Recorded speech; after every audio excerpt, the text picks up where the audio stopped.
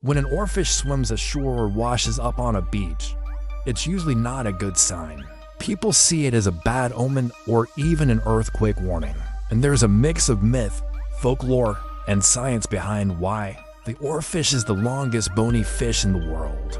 Normally, they prefer the deep ocean at depths of around 100 to 1,000 meters where few people or creatures go. So when they come closer to the surface or wash ashore, it definitely gets people's attention.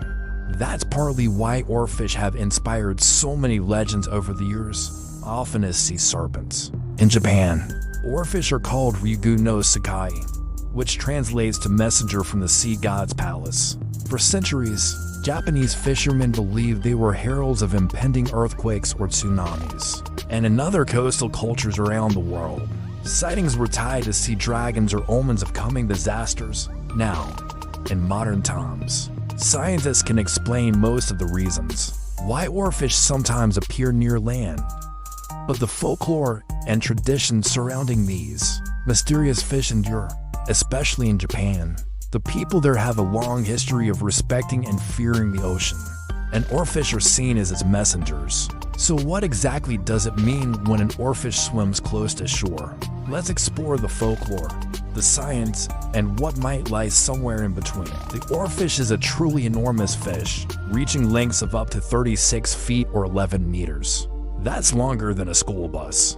Their bodies are slender and silvery with huge eyes. Because they live in the deep ocean, oarfish are rarely seen by humans. In fact, there have only been about a dozen confirmed sightings of them in the wild. When they do surface, it's usually far out at sea. So when one swims into shallow water or washes up on the beach, it's definitely a rare sight. Well, in many cases, it's likely that something is wrong, whether it's illness, injury, or disorientation. Oarfish that swim close to shore are often not acting like normal healthy fish. Some researchers speculate that oarfish may be sensitive to shifts in the Earth's crust or magnetic fields. Because they live in the ocean depths, they might detect these changes long before anyone else. That's the idea. Anyway, there's some evidence that oarfish may be able to sense earthquakes before they happen. In 2010, for example, several oarfish washed ashore in Japan just days before the devastating Tohoku earthquake and tsunami. Eyewitnesses reported that the fish were weak and disoriented, unable to swim properly. A similar pattern had been seen in Chile in 2007, the Philippines in 2009, and Mexico in 2011. Of course, this isn't proof that oarfish